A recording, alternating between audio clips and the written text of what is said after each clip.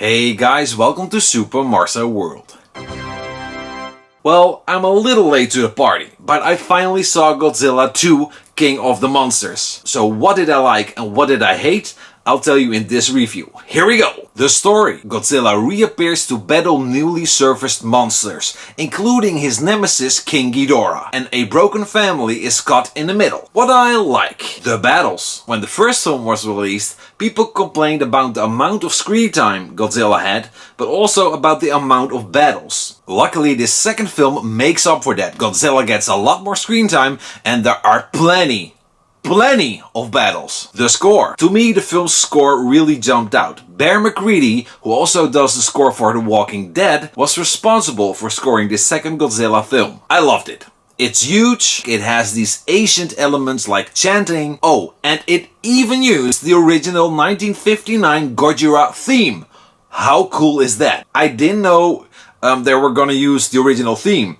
And in the middle of one of the battles, that theme started playing and I was, oh my god, that is awesome. That's fan service right there. Main cast. I've had a soft spot for Vera Farmiga ever since The Conjuring, and she is joined by Charles Dance, Kyle Chandler, and the Stranger Things' Millie Bobby Brown. The latter two will be returning for this film's sequel. What I don't like. The supporting cast. Like I said, the main cast is pretty good, but it's all the actors outside from those actors that are pretty crappy. Thomas Middleditch, who was there to deliver the comical element of the film, fails at almost every line, and that's kinda painful. I don't think it was really his fault, I'm sure he did what he could. I blame the casting people for putting him in that role, and also the writers for giving him that dialogue. We also have some cliché wannabe gangster soldiers, like O'Shea Jackson Jr., who's there to translate what's going on to simple lines for people who need everything chewed out for them. And I think it's also kinda insulting to the viewers, because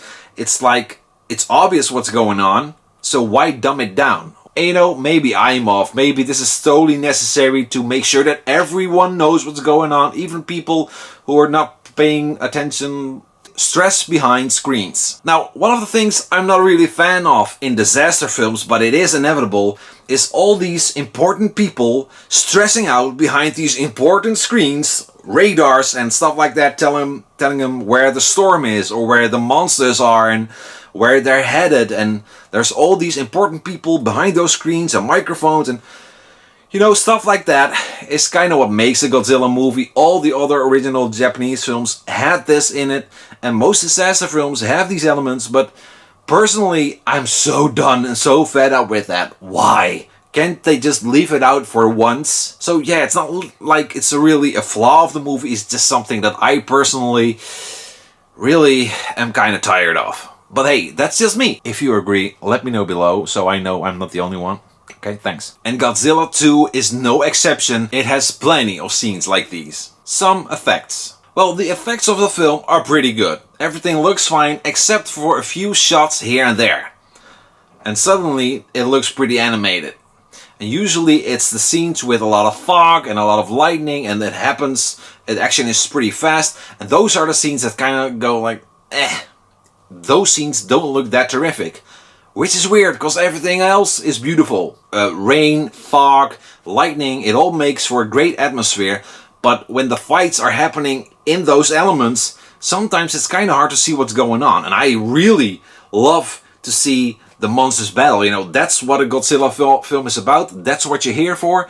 So show the goods. Like I said, it makes for a great atmosphere, but I wish they used it less, because a lot of the shots are clouded, and it takes away from the beauty. So tone it down, please. Most magical moment. Well, easy. It's gotta be one of the fights between Godzilla and King Ghidorah. So yeah, I think I'll go with the final battle between Godzilla and King Ghidorah. Did you know? Roar. Director Michael Dougherty, if I'm pronouncing that correctly, sorry, pushed the crew to make Godzilla's roar even more like the original 1958 roar. Part 3. The third film in the franchise is targeted for a 2020 release. And get this, you'll probably already know, but I'm gonna tell you anyways, Godzilla is gonna fight King Kong.